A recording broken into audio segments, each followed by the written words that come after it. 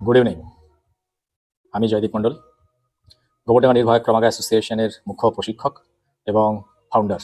আজ এই গোবরডাঙ্গা নির্ভয়া ক্রমাগা অ্যাসোসিয়েশন 2.5 বছর হতে চলল এবং এই 2.5 বছরে যে জিনিসটা, যে টেকনিক, যে কৌশল, বাঁচার যে কৌশল আমি শেখাতে চেষ্টা করছি ছেলে এবং মেয়েদের, সেই কৌশলটা ভারতবর্ষে খুব কম শোনা যায় এবং এখনো পর্যন্ত সেইভাবে ছড়ায়নি।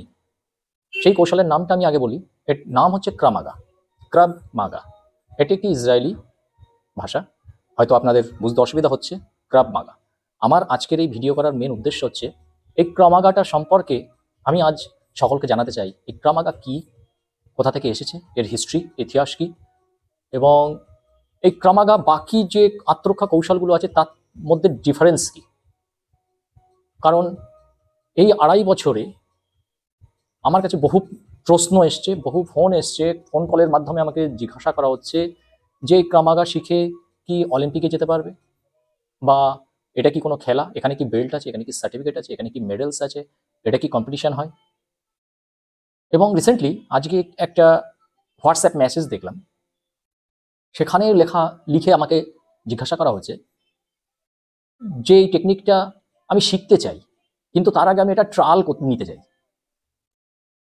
তো এই বিভিন্ন রকম প্রশ্নের উত্তর আজকে এই ভিডিওটার মধ্যে আপনারা পেয়ে যাবেন।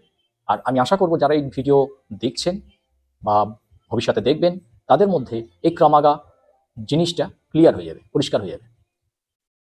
আমি ভারত সরকারের প্রশিক্ষক হিসাবে দীর্ঘ 6 বছর কাজ করি এবং তারও আগে 10 বছর আমি ভারত সরকারের অধীনে চাকরি করি এবং এই ক্রামাগা সম্পর্কে রিসার্চ করি, এবং আমি পরবর্তীকালে ইসরায়েল নাতানিয়ার ডিপ্লোমা করি। তো এই যে ক্রামাগা, এটা ভারতবর্ষে কোথায় কোথায় শেখানো হচ্ছে। ভারতবর্ষের বিভিন্ন জায়গায় শেখানো হচ্ছে, বিভিন্ন বড় শহরে শেখানো হচ্ছে। যেমন সবথেকে বেশি আপনারা নাম শুনে থাকবেন বা একটু নেট ঘেটলে আপনারা পেয়ে যাবেন নাম, সেটা হচ্ছে দিল্লির মিস্টার বিক্রম কাপুর নামে একজন ব্যক্তি। তিনি ক্রামাগান শেখাচ্ছেন দিল্লিতে, অ্যাকচুয়ালি দিল্লিও নয়, গুড়গাঁওতে। পুনাতে আছে, আমাদের কলকাতায় আছে একজন, এছাড়া ব্যাঙ্গালোরে আছে, চেন্নাইতে আছে। এইরকম ছোটো মোটো অনেক একাডেমি ক্রামাগার গড়ে উঠেছে ভারতবর্ষে। তো সে সম্পর্কে আমি পরে আসছি। আগে যেটা জানার বিষয়, যে ক্রামাগা যে সম্পর্কে আমরা আজ শুনতে চাইছি, এখানে আমি আপনাদেরকে বলতে চাইছি যে ক্রামাগা কি। ক্রামাগার উৎপত্তি হয় 1948 সালে। যিনি উৎপত্তি করেন তিনি একজন ইহুদি পরিবারের ব্যক্তি। আপনারা সকলেই জানেন 1945 সালে দ্বিতীয় বিশ্বযুদ্ধের সময় হিটলারের সৈন্য ইহুদিদের উপর বিভিন্নভাবে অত্যাচার করেন, এবং সেই সকল অত্যাচারের হাত থেকে ইহুদিদের রক্ষা করার জন্যে বা রক্ষা পাওয়ার জন্য কোনো কৌশল ছিল না। ইমি লিচেনফেল্ড একজন ইহুদি হয়ে ইসরায়েলের সেই সময় আইকিডো, বক্সিং এবং রেসলিং, 3টে স্পোর্টসের উপরে তিনি গোল্ড মেডেল পান, এবং তিনিও চেষ্টা করে সেই ইহুদি পরিবারকে হিটলারের সৈন্যের হাত থেকে কিন্তু রক্ষা করতে পারছিলেন না। সে কারণে তিনি ভাবলেন যে টেকনিককে আমি গোল্ড মেডেল নিয়েছি, সেই টেকনিক আজ মানুষকে রক্ষা করতে পারছে না, কারণ সেগুলো ছিল নিয়মে বাঁধা। একটা স্পোর্টসম্যানের মাথার মধ্যে যেমন ঢুকিয়ে দেওয়া হয় ছোটবেলা থেকে যে এটা করা যাবে না, ওটা করা যাবে না, তাতে ফাউল হবে, এমনকি ফাউল হওয়ার পরেও যদি আমি আবারও সেই কাজটা করি আমাকে সাসপেন্ড হতে পারে।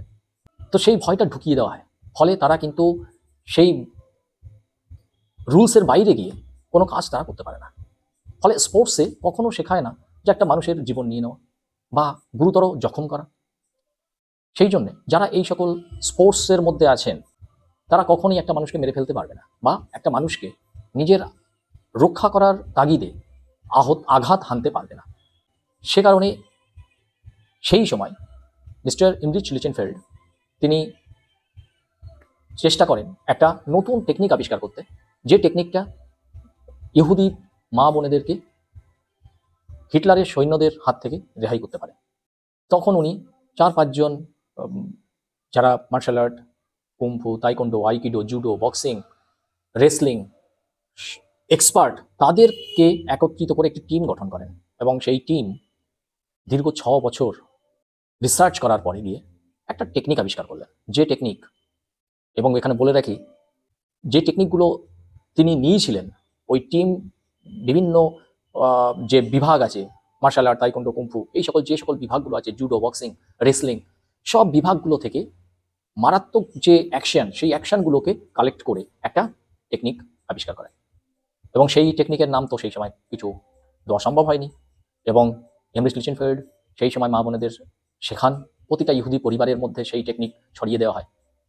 পরবর্তীকালে আপনারা জানেন, বিশ্বযুদ্ধ থেমে গেলে ইহুদিরা রক্ষা পায়, শেষ পর্যন্ত হিটলার হেরে গিয়ে সুসাইড করতে বাধ্য হয়। এরপরে এই টেকনিক এই সময় ইসরায়েলে ভীষণ পরিমাণে জনপ্রিয় হয়ে ওঠে, এবং আইডিএফ, ইসরায়েল ডিফেন্স ফোর্স, মানে ইসরায়েলের যে মিলিটারি আর্মি, সেখানে এই টেকনিকটা শেখানোর জন্য এমরিচ লিচেনফেল্ডকে ডেকে নেওয়া হয় অ্যাজ এ চিফ ইনস্ট্রাক্টর, এবং তিনি 1948 সালে সেই আইডিএফে যোগদান করেন, এবং 20 বছর ইসরায়েল ডিফেন্স ফোর্সে এই নবনির্মিত কৌশলটি, অত্যাধুনিক কৌশল, অতি মারাত্মক কৌশলটি ইসরায়েল ডিফেন্স ফোর্সকে তিনি ট্রেনিং দিতে থাকেন, এবং 1968 সালে তিনি রিটায়ারমেন্ট নেন আইডিএফ থেকে, এবং যে বছর তিনি রিটায়ারমেন্ট নেন তার বছরের মধ্যে, 1 বছরের মধ্যেই তিনি ইসরায়েলের 2টি বড় শহর, টেল আভিভ, আপনারা নাম শুনে থাকবেন, টেল আভিভ এবং নাতানিয়া, এই নাতানিয়া এবং টেল আভিভ শহরে 2টো একাডেমি গড়ে তোলেন। কিন্তু একাডেমি গড়ে তুললে তো হবে না, কারণ যে টেকনিক তিনি শেখাচ্ছেন এতদিন তো তার কোনো নামকরণ তিনি করেননি। তো সেই নামকরণ কি করবেন? তো যেহেতু এটা খালি হাতে জাস্ট আত্মরক্ষা কৌশল, এটা শুধুমাত্র আত্মরক্ষা কৌশল, কারণ এটা কখনো কাউকে আক্রমণ করতে শেখায় না। কেউ আমার উপরে আক্রমণ করলে আমি কিভাবে বাঁচব, সেই কৌশলই হচ্ছে এই টেকনিক ব্যবহার করে। তো সেই টেকনিকের নামকরণ তিনি সেই সময় করলেন। যেহেতু খালি হাতের এবং কাছাকাছির লড়াই, কারণ খালি হাতে তো দূর থেকে ফাইট হয় না, দূর থেকে ফাইট করতে হলে বন্দুক লাগবে বা যে কোনো আর্মস ব্যবহার করতে হবে তাকে, কিন্তু যেহেতু খালি হাতের কাছাকাছির মধ্যে ফাইট করা, সেই জন্যে ইসরায়েলি ভাষায়, যেটাকে বলা হয় হিব্রিউ ল্যাঙ্গুয়েজে, এই টেকনিকটার নামকরণ করেন ক্রাভ মাগা। ক্রাভ শব্দের অর্থ হচ্ছে ফাইট, আর মাগা শব্দের অর্থ হচ্ছে কাছাকাছি। যদি আমরা বাংলায় এটাকে ট্রান্সলেট করি, তাহলে সেটার সম্পূর্ণ অর্থ হচ্ছে কাছাকাছির লড়াই বা নজদিকি লড়াই।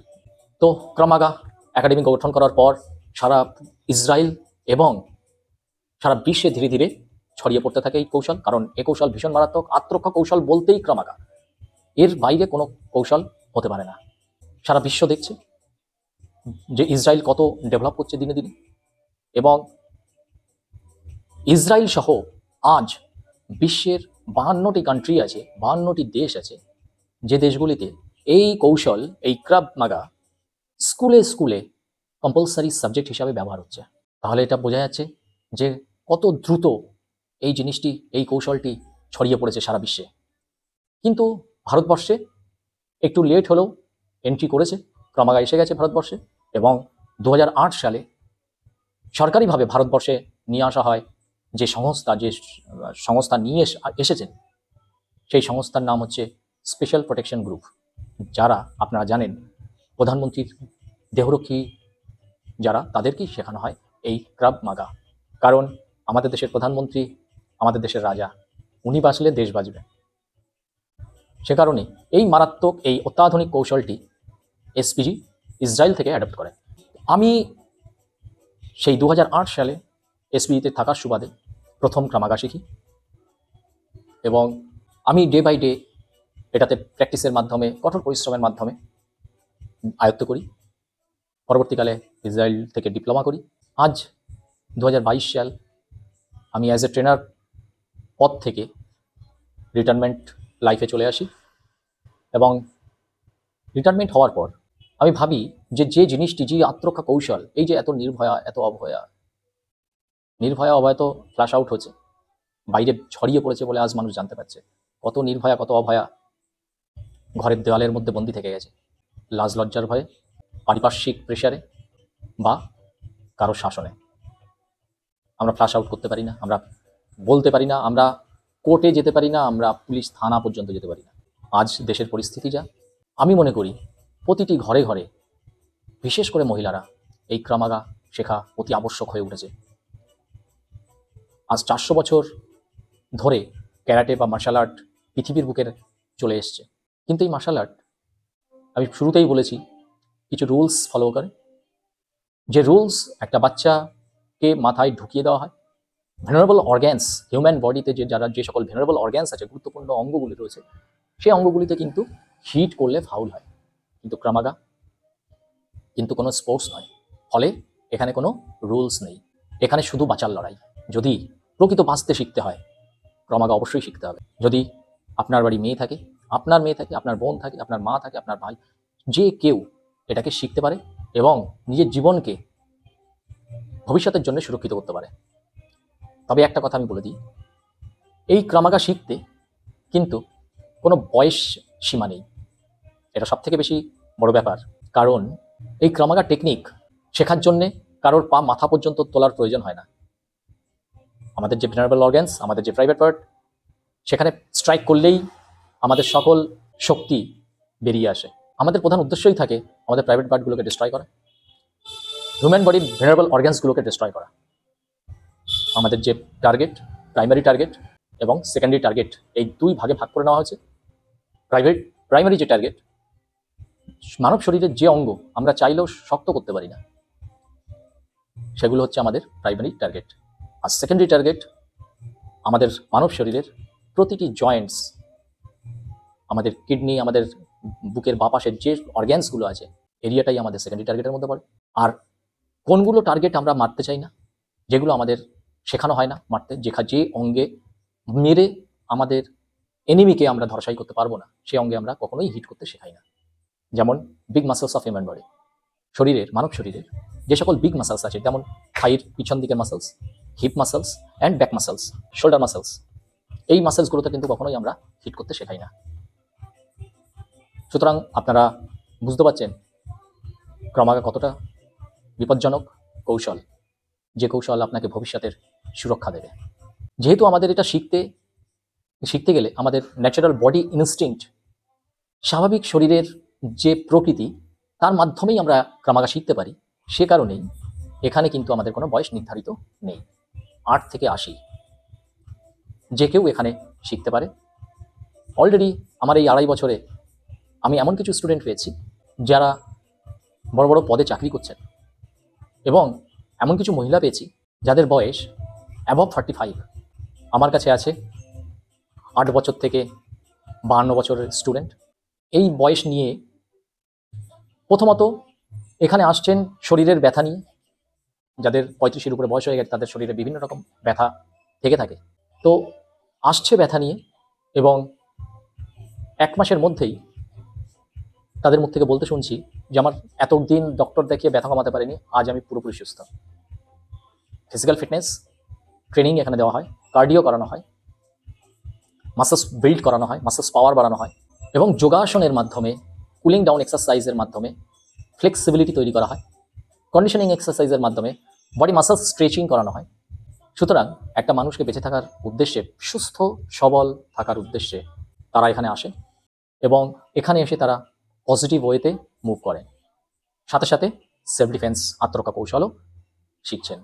তো আজকে আরও বেশি কিছু বলার ছিল, কিন্তু অত বড় ভিডিও আমি করতে চাইছি না, যার জন্যে আজকে আমি এখানেই শেষ করলাম। পরবর্তীকালে যদি কখনো কারোর মনে কখনো কোনো প্রশ্ন আসে, আমার স্ক্রিনের নিচে ফ্লোটিং করছে আমার মোবাইল নাম্বার বা আমার অ্যাসোসিয়েশনের মোবাইল নাম্বার, আপনারা নির্দ্বিধায় কন্ট্যাক্ট করতে পারেন, আপনার প্রশ্নের উত্তর পেয়ে যাবেন। নমস্কার।